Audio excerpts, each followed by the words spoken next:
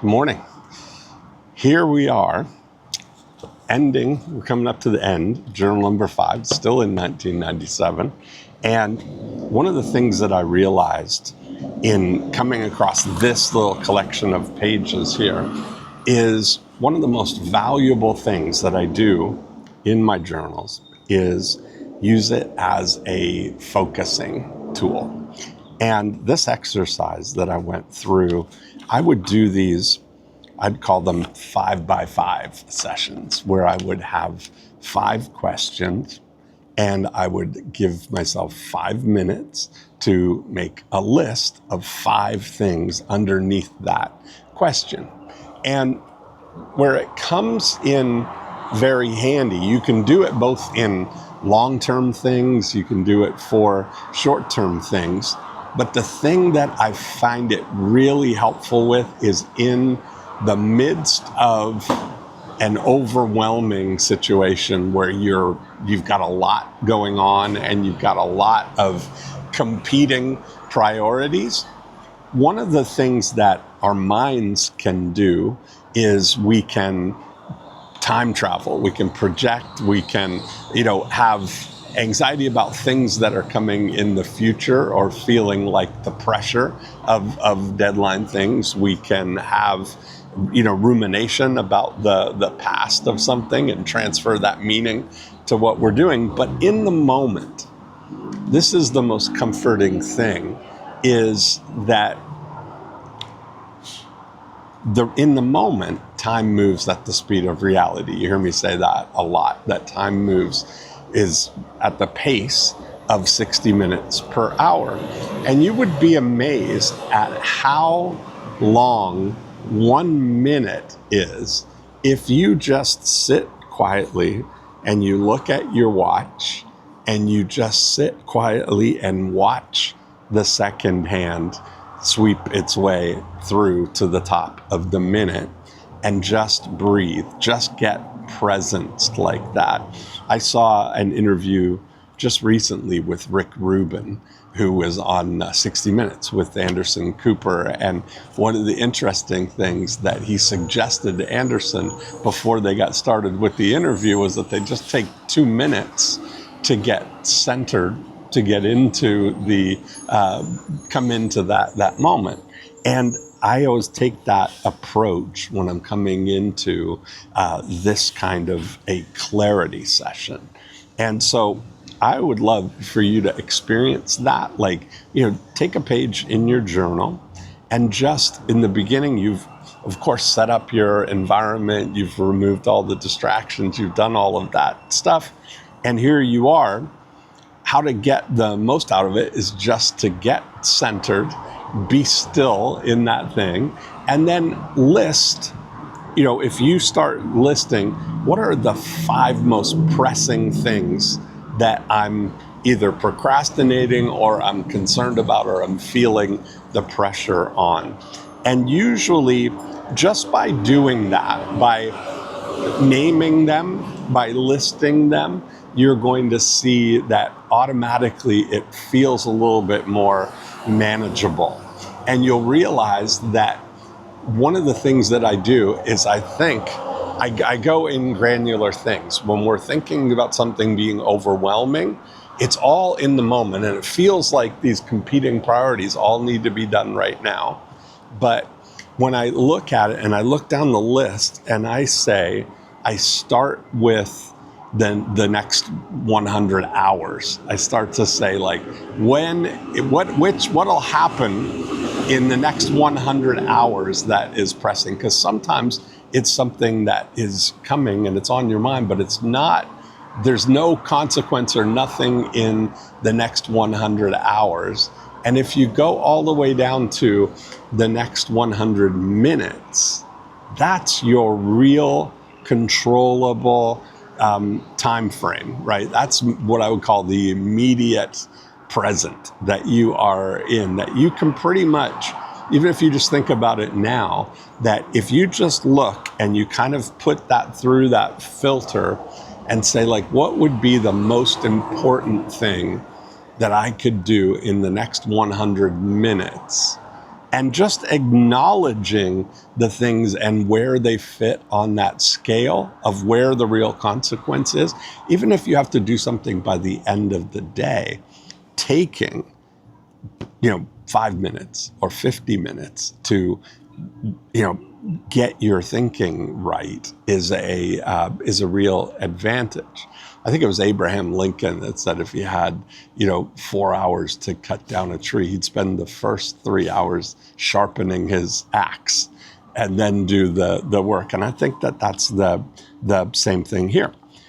But once you're out of those clarity things, I use this as a planning thing as well. So some of the questions that I have, I was doing this at the end of my journals. I usually will kind of presence what was talked about and then kind of look forward into the future there.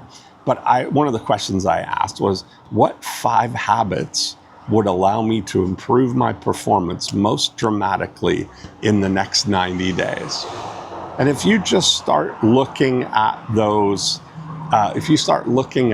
things and make that list for yourself, it would be a really, I think you're going to see that you get some great ideas from there. The second one I had was, what are 5 things I've been putting off that would clear my mind if I got them done in the next 90 days? And I like this 90 days, the far actionable future, get your quarter kind of organized that way. 3 is, what tools or technology would improve my production capability in the next 90 days? So at this point, everything that I was doing, I was creating and deploying direct response marketing systems. I was creating systems out of these experiments and these things that I was doing. And I'm kind of laughing because I look at the things. For me, one of the things I wanted on that list was a laser printer that prints 11 by 17 pages. Because I was printing, that way I could make folding booklets that were the size of magazines, or I could do big full-page tabloid newspaper ads laid out exactly the way that they should be. A color scanner was on my list. Those kind of things are really helpful for you to kind of just get your thinking together that way. What are the 5 most important projects I can be working on in the next 90 days? And if you allow yourself to go through these questions and answer them, you can't help but leave with clarity, because having things on paper and confirming them, that makes a big thing. This one was fun. What are 5 things I would like to do for fun in the next 90 days? What are things that have been on your list? I love the idea of, planning out the things that you want to do. Number 7 is, what areas would I like to learn in depth in the next 90 days?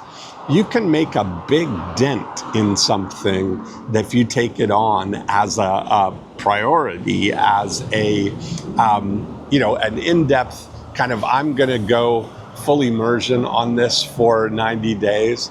And imagine now it might be learning ChatGPT or Claude or any of the AI tools, or maybe learning how to run meta ads, or how to, whatever the thing is that would have a big impact on you over the next 90 days. Having this menu of things to draw from really helps you get clarity. And that's what this is really all about. It's amazing how much insight our minds actually have, and how clarifying spending time in your journal on a regular basis can be to get you focused. I got a funny email the other day from Rick. It says, Dean, question. Are you saying you can teach me to make fat stacks by hanging out at a pub, drinking coffee like you? And I laughed to myself because I was thinking, yes, I can do that. That's what I do. Is the funny thing, what I really realized is that every idea that I've had, Every dollar that I've made over the last 30 years has gone through my brain, through my pen, onto a piece of paper in my journal before it went out into the real world. And if I can turn people on to that activity as a driver for what to do, what to think about, what to ask yourself to draw out, what the next most valuable action is for you, and how to find the most profitable things that you can install in your business, I'm all for it. So this Friday at 1 p.m., I'm going to do, for the first time, a 50-minute profit finder workshop. And you're going to join me live on Zoom, and we're going to go through a 50-minute exercise. Bring your pen, bring a notebook or piece of paper, and I'm going to guide you through a thinking process that will help you identify where the lowest hanging fruit is in your business, and maybe some fruit that you didn't even know was there, but I'm going to show you where to look for it. So it's free. It's for you. It's Friday at 1 p.m. this Friday. Just watch, go to, what did we call the website, Josh? 50-minute profit finder.